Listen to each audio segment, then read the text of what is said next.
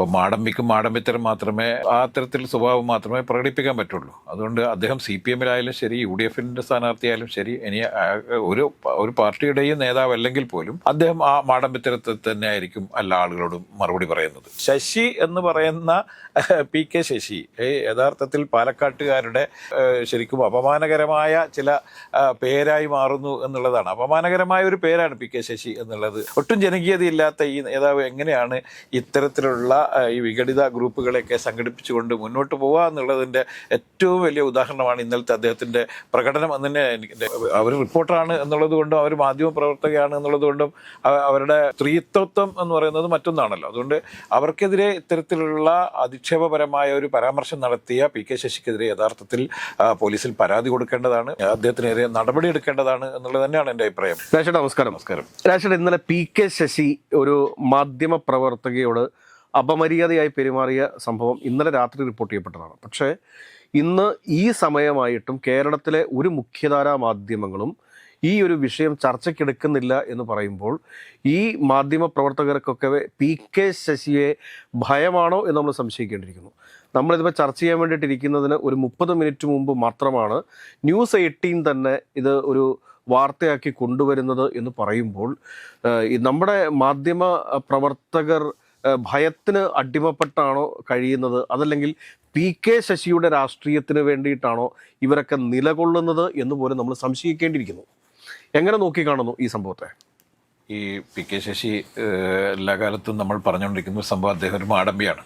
അപ്പോൾ മാടമ്പിക്കും മാടമ്പിത്തരം മാത്രമേ ആ തരത്തിൽ സ്വഭാവം മാത്രമേ പ്രകടിപ്പിക്കാൻ പറ്റുള്ളൂ. അതുകൊണ്ട് അദ്ദേഹം CPM-ലായാലും ശരി, UDF-ന്റെ സ്ഥാനാർത്ഥിയായാലും ശരി, ഇനി ഒരു പാർട്ടിയുടെയും നേതാവല്ലെങ്കിൽ പോലും അദ്ദേഹം ആ മാടമ്പിത്തരത്തിൽ തന്നെ ആയിരിക്കും എല്ലാ ആളുകളോടും മറുപടി പറയുന്നത്.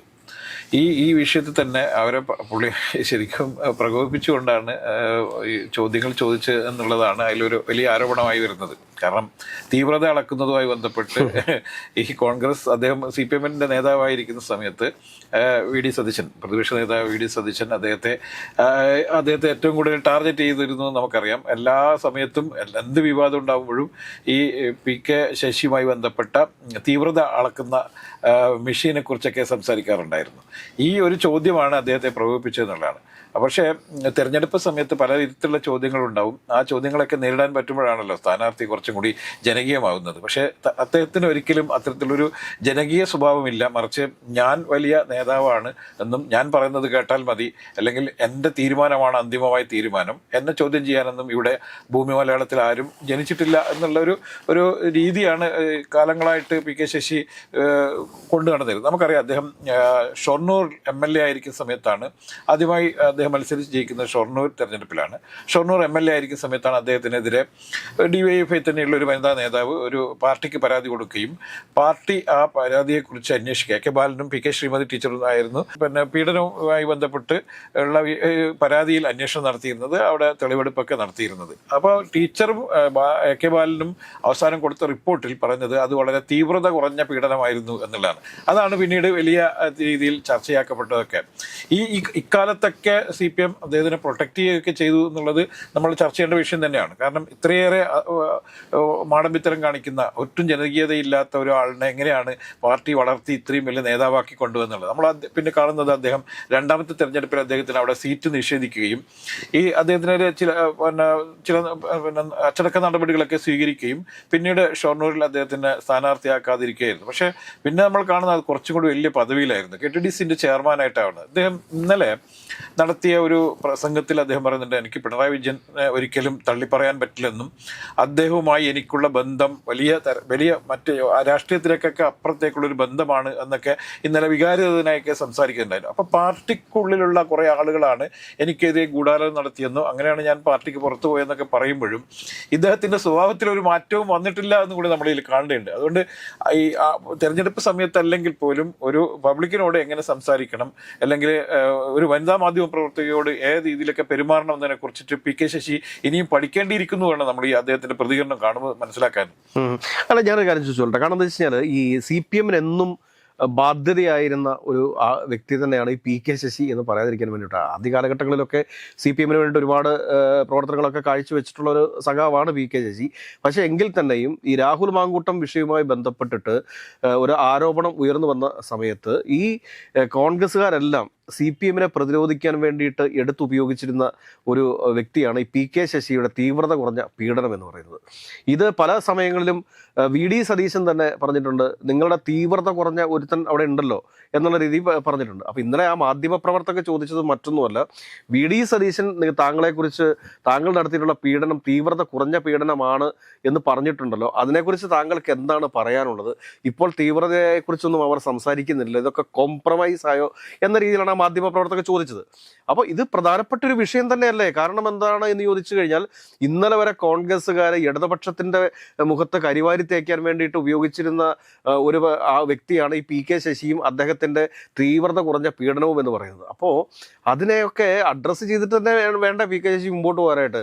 അതുകൊണ്ട് അതിനകത്ത് ഒഴിഞ്ഞു മാറിയിട്ടോ അല്ലെങ്കിൽ നീ പോയ അളക്ക് പറഞ്ഞിരിക്കുന്നത് ശരിക്കും സ്ത്രീത്വത്തെ അപമാനിക്കുന്ന രീതിയിലുള്ള ഒരു പ്രസ്താവന കൂടിയാണത്. അത് നമ്മൾ മറന്നുപോകരുത്. കാരണം നീ അളന്നു നോക്കിയോ എന്നൊക്കെ ഒരു പെൺകുട്ടിയോട് ചോദിക്കുക എന്ന് പറഞ്ഞു കഴിഞ്ഞാൽ അതിനെ അത്ര നിസ്സാരവൽക്കരിച്ചിട്ടൊന്നും മുമ്പോട്ട് പോകാനായിട്ട് സാധിക്കുന്ന കാര്യമൊന്നുമല്ലത്. അല്ല, അതാ ഞാൻ നേരത്തെ പറഞ്ഞത്. അത് കൂടാതെ ഈ പെൺകുട്ടിക്കെതിരെ ഭയങ്കരമായ രീതിയിലുള്ള സൈബർ അറ്റാക്കുമാണ് ഇപ്പോൾ നടന്നുകൊണ്ടിരിക്കുന്നത്. അതുകൊണ്ട് പി കെ ശശി എല്ലാ കാലത്തും അത്തരത്തിലുള്ള മാടമ്പിത്തരം തന്നെയാണ് പ്രകടിപ്പിക്കുക.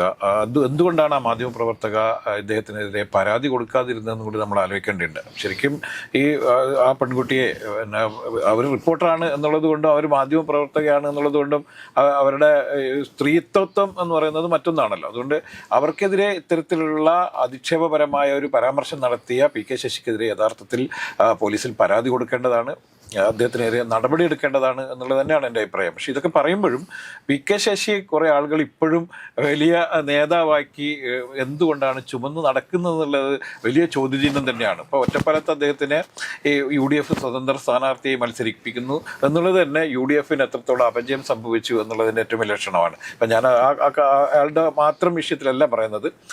ഈ കേരളത്തിൽ അങ്ങോളം ഇങ്ങോളം ഉള്ള 140 മണ്ഡലങ്ങളിൽ 7 മണ്ഡലങ്ങളിൽ മത്സരിക്കുന്ന UDFന്റെ സ്ഥാനാർത്ഥികൾ എന്ന് പറയുന്നത് ഇതേപോലെ പല കാരണങ്ങളാൽ പാർട്ടിയിൽ നിന്നും ചാടി പുറത്തു വന്നവരാണ് എന്നുള്ളതും കൂടി നമ്മൾ മനസ്സിലാക്കേണ്ടത്. ചില ആളുകളൊക്കെ സ്ഥാനാർത്ഥി ആവാൻ വേണ്ടി തന്നെ, ഇപ്പം ഐഷ പോറ്റിയെ പോലുള്ള നേതാക്കളൊക്കെ അല്ലെങ്കിൽ G സുധാകരനെ പോലുള്ള ആളുകളൊക്കെ സ്ഥാനങ്ങൾക്ക് വേണ്ടി തന്നെയാണ് ഈ സ്വതന്ത്ര പരിവേഷം നേടി UDFന്റെ ക്യാമ്പിലെത്തിയത് നമ്മളിൽ കാണേണ്ടതുണ്ട്. അപ്പം പി കെ ശശി പറയുന്നു, ഞാൻ കമ്മ്യൂണിസ്റ്റാണ്, ഇപ്പോഴും കമ്മ്യൂണിസ്റ്റാണ്, അദ്ദേഹത്തിന്റെ നേതാവ് ഇപ്പോഴും പിണറായി വിജയൻ തന്നെയാണ് എന്ന് പറയുന്നു. അങ്ങനെ ഒരു സ്ഥാനാർത്ഥിയെ ചുമന്ന് എന്തിനാണ് UDF നടക്കുന്നത് എന്നുള്ള വലിയ ചോദ്യചിഹ്നം തന്നെയാണ്. അപ്പോൾ പി കെ ശശി എനിക്ക് യാതൊരു തരത്തിലുള്ള മാറ്റവും സംഭവിച്ചിട്ടില്ലെന്ന് തെളിയിക്കുന്നതായിരുന്നു ഇന്നലത്തെ അദ്ദേഹത്തിന്റെ പ്രകടനം എന്ന് കൂടി നമ്മൾ മനസ്സിലാക്കണം. കാരണം അദ്ദേഹത്തിന് തീവ്രത കുറഞ്ഞ പീഡനങ്ങൾ ഇനിയും തുടർന്നുകൊണ്ടേയിരിക്കും. അതിന് ഇനി ഓശാന പാടേണ്ടത് അല്ലെങ്കിൽ മറപിടിച്ചു കൊടുക്കേണ്ടത് UDF ആണ് എന്ന രീതിയിലല്ല അദ്ദേഹം പറഞ്ഞത്. അല്ല, അത് ഏത് പക്ഷത്തായാലും ശരി, ശരിയുടെ പക്ഷമാണ് ശശിയുടെ പക്ഷം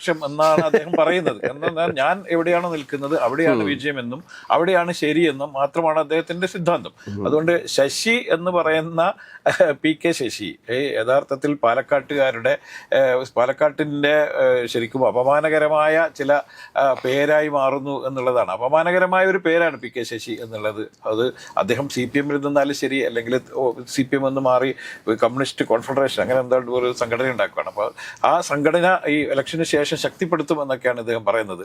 പക്ഷേ ഒട്ടും ജനകീയതയില്ലാത്ത ഈ നേതാവ് എങ്ങനെയാണ് ഇത്തരത്തിലുള്ള ഈ വിഘടിത ഗ്രൂപ്പുകളെയൊക്കെ സംഘടിപ്പിച്ചുകൊണ്ട് മുന്നോട്ട് പോകുക എന്നുള്ളതിൻ്റെ ഏറ്റവും വലിയ ഉദാഹരണമാണ് ഇന്നലത്തെ അദ്ദേഹത്തിൻ്റെ പ്രകടനം എന്ന് തന്നെ എനിക്ക് അഭിപ്രായം. ഇത് കൂടാതെ തന്നെ രാഷ്ട്രീയ മറ്റൊരു വിഷയം കൂടി ഇതിനകത്തുണ്ട്. കാരണം എന്താ വെച്ച് കഴിഞ്ഞാൽ പാലക്കാട് MLA ആയിരുന്നു രാഹുൽ മാങ്കൂട്ടം. ആ രാഹുൽ മാങ്കൂട്ടമാണ് കഴിഞ്ഞ ദിവസം കോൺഗ്രസിന് വേണ്ടിയിട്ട് വന്ന് ഈ പണപ്പിരിവുമായി ബന്ധപ്പെട്ടിട്ട്, അല്ലെങ്കിൽ മുഖ്യമന്ത്രിയുടെ ദുരിതാശ്വാസ നിധിയിലേക്കുള്ള പണപ്പിരിവുമായി ബന്ധപ്പെട്ടിട്ടൊക്കെയുള്ള കാര്യങ്ങൾ UDFന്റെ നയമായിട്ട് പൊതുസമൂഹത്തിന് വിശദീകരിച്ചു കൊടുക്കുന്നത്.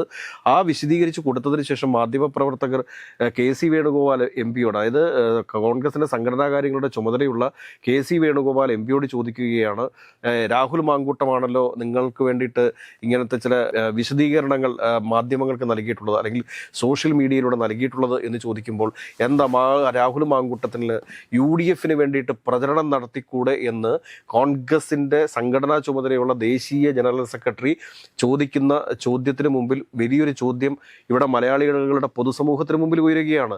സ്ത്രീകളുടെ മാനത്തിന് വില പറഞ്ഞ ഭ്രൂണഹത്യ നടത്തിയ ഒരുത്തരാണോ UDF വേണ്ടിയിട്ട് ഇവിടെ വന്ന് അവരുടെ നയപരിപാടികൾ വിശദീകരിക്കേണ്ടത്? അതുപോലെ തന്നെ അല്ലേ ഈ PK ശശിയെ ഇപ്പോൾ സ്ഥാനാർത്ഥിയാക്കുന്നതിലൂടെ ഈ UDF സ്ത്രീ വിരുദ്ധ നിലപാടുകളല്ല ഈ പൊതുസമൂഹത്തിന് ബോധ്യമായിക്കൊണ്ടിരിക്കുന്നത്? അല്ല, ഇപ്പം ഈ പിന്നെ സാങ്കേതികമായിട്ട് രാഹുൽ മാങ്കൂട്ടത്തെ കോൺഗ്രസ് നിന്ന് പുറത്താക്കിയെങ്കിൽ പോലും നേതാക്കന്മാർ എല്ലാ ആളുകളും അദ്ദേഹത്തെ അംഗീകരിക്കുകയും അദ്ദേഹത്തെ പുറത്താക്കിയ നടപടി വളരെ ജനങ്ങളുടെ മുന്നിൽ കണ്ണിൽ പൊടിയിടാൻ വേണ്ടിയാണ് എന്നുള്ളത് പ്രകടമാവുന്ന പല തരത്തിലുള്ള പ്രതികരണങ്ങൾ കോൺഗ്രസിൻ്റെ പല നേതാക്കന്മാരിൽ നിന്നും ഉണ്ടായിട്ട് നമ്മളിൽ കാണേണ്ടതുണ്ട്. അപ്പോൾ രാഹുൽ മാങ്കൂട്ടത്തെ മാറ്റി നിർത്തി സ്ഥാനാർത്ഥിയാക്കിയില്ലെങ്കിൽ പോലും, അല്ലെങ്കിൽ അദ്ദേഹത്തിന് കോൺഗ്രസിൻ്റെ പ്രാഥമികത്വത്തിൽ നിന്നും സസ്പെൻഡ് ചെയ്തു അല്ലെങ്കിൽ ഒഴിവാക്കി എന്നൊക്കെ പറയുമ്പോഴും രാഹുൽ മാങ്കൂട്ടം ഇപ്പോഴും പ്രവർത്തിച്ചുകൊണ്ടിരിക്കുന്ന കോൺഗ്രസ്സുകാരനായിട്ടാണ്. അദ്ദേഹം തന്നെ പറഞ്ഞിട്ടുണ്ട്, ഞാൻ മരണം വരെ കോൺഗ്രസ്സുകാരനായിരിക്കും എന്നുള്ളത്.